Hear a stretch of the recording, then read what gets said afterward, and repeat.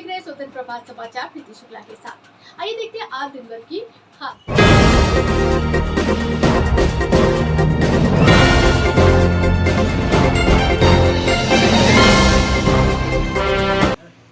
और ये हमारा बाबू नासीदास वार्ड है, जहाँ के आपके स्वतंत्र प्रभात चैनल के माध्यम से मैं आप सभी के बीच में आपसे बात कर पा रहा हूँ।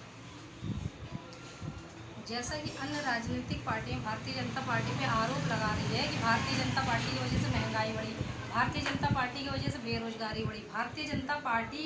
में ही महिलाओं का उत्पीड़न हो रहा है, तो इस बारे में आप क्या कहना चाहते हैं? ऐसा कतई भी नहीं है, क्योंकि अन्य पार्टी जहां लगभग 4.5 वर्षों से अपने घर पे आराम कर रही है, भारतीय जनता पार्टी हमारी विगत 4.5 वर्षों से लगातार जमीन पे काम करती आ रही है। और ये कहना एकदम अनुचित होगा कि महंगाई बढ़ी, क्योंकि हमारी पार्टी ही पिछले 2 वर्षों से वैश्विक महामारी पे फ्री राशन वितरण का कार्य कर रही है। और जहाँ एक हमारी तरफ मुहिम है कि हमारा सबका साथ सबका विकास की योजना हम लोग लेके सबके बीच में, जनता के बीच में जा रहे हैं, तो ये एकदम अनुचित है कि ये तरीका कोई भी नहीं होता है। अब 6 महीने के अंदर चुनाव है, उनके पास कहने के लिए कोई शब्द नहीं है, तो केवल वो इस झूठी बातों को लेके हम लोग के बीच में ये अपना चुनावी मुद्दा बनाने की कोशिश कर रहे हैं। लेकिन खैर इससे कोई फर्क नहीं पड़ता, क्योंकि हम लोग जमीन स्तर पे लोगों के बीच में जुड़ के लोगों से कार्य कर रहे हैं, तो मैं समझता हूँ इससे कोई बात नहीं। जैसा कि अन्य विपक्षी पार्टी भारत के जो प्रधानमंत्री हैं नरेंद्र मोदी के ऊपर आरोप लगाते हुए ये कह रहे हैं कि नरेंद्र मोदी जी को 1 वर्ष पहले से कोरोना महामारी की भनक थी, लेकिन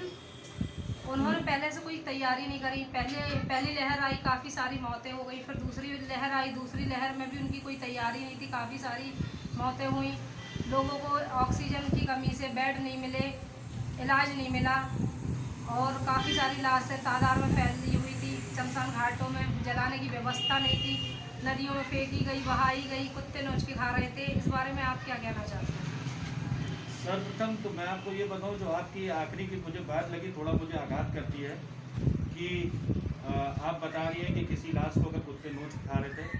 वो किसी परिवार का सदस्य था। ये एक परिवार के सदस्य का कहीं ना कहीं वो व्यक्ति अपने भावों से जुड़ा रहता है, तो ये कतई भी नहीं हुआ कि किसी परिवार में ये सारी चीज़ें हुई। और एक हाँ आरोप जरूर लगा कि आप ही के चैनल मित्रों के माध्यम से हम लोग को भी इसमें ज्ञात हुआ कि कुछ व्यक्तियों ने अपने लाशों को पानी में जरूर डाल दिया। तो ये एक वैश्विक महामारी थी, इसमें भय व्याप्त था। कई जगहों पे हम लोग भी जनता के बीच में रूबरू हुए, जहाँ पे उनके नाते रिश्तेदार भी अपने संबंधी को जो 5 तत्वों में लीन हो गया, उस संबंधी को कंधा देने के लिए या उसके परिवार में जाने के लिए उसके साथ पे उस वक्त पे नहीं। लेकिन मैं आपको फिर से विश्वास दिला रहा हूँ कि ऐसी वैश्विक महामारी पे जिस पे हमारा देश तैयार नहीं था, देश क्या पूरा विश्व तैयार नहीं था। इस पूरे विश्व पे आप उठा के एक बार नज़र डालिए, तो मैं फिर बताता हूँ कि हम लोग के देश के यशस्वी प्रधानमंत्री जी ने जो इसमें निर्णायक फैसले लिए, निर्णायक समय पे लॉकडाउन लिया,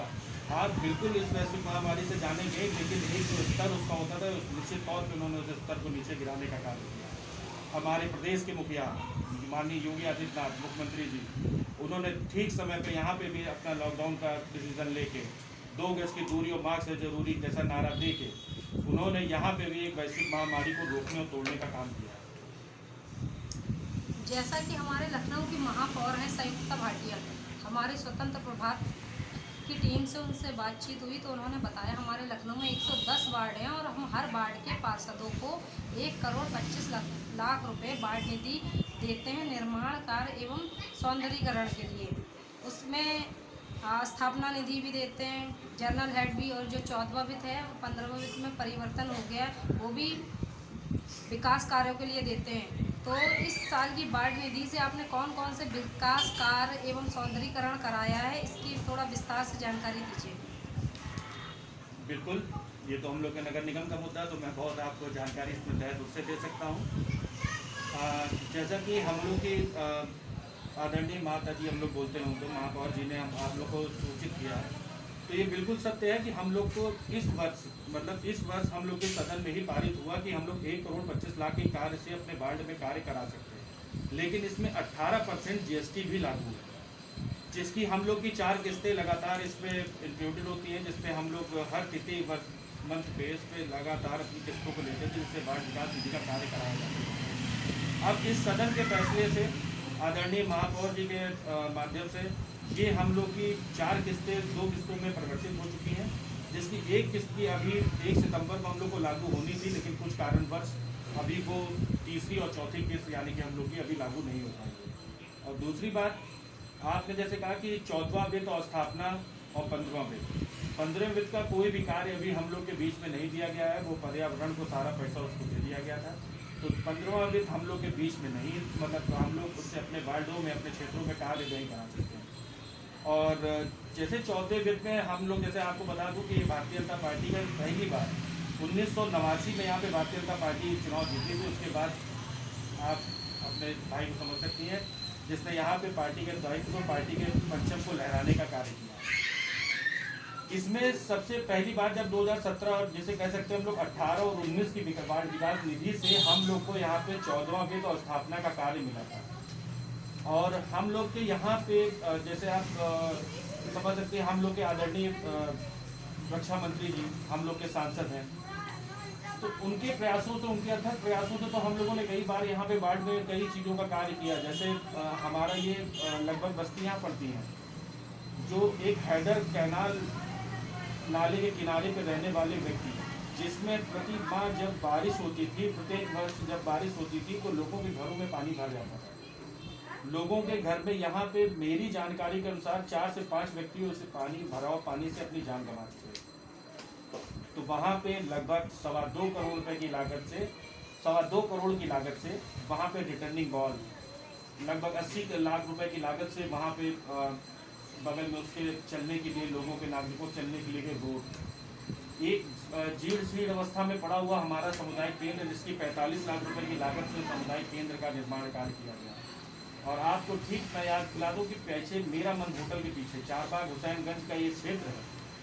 और यहाँ पे मैं आपको बताऊँ कि ये वो जगह थी कि जिसपे आज भी सीवर लाइन नहीं थी, तो उस पर स्थापना का 80 लाख रुपए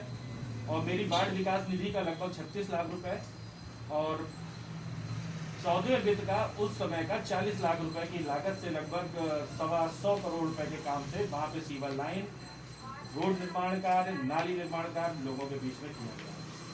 और इसमें अन्य प्रकार से जैसे हम लोग के पास और वार्ड विकास निधि आती है, तो कहीं ना कहीं क्षेत्र की जो समस्याएं हम लोग के बीच में निकल के आती हैं उसको पूर्ण उस पर किया जाता है।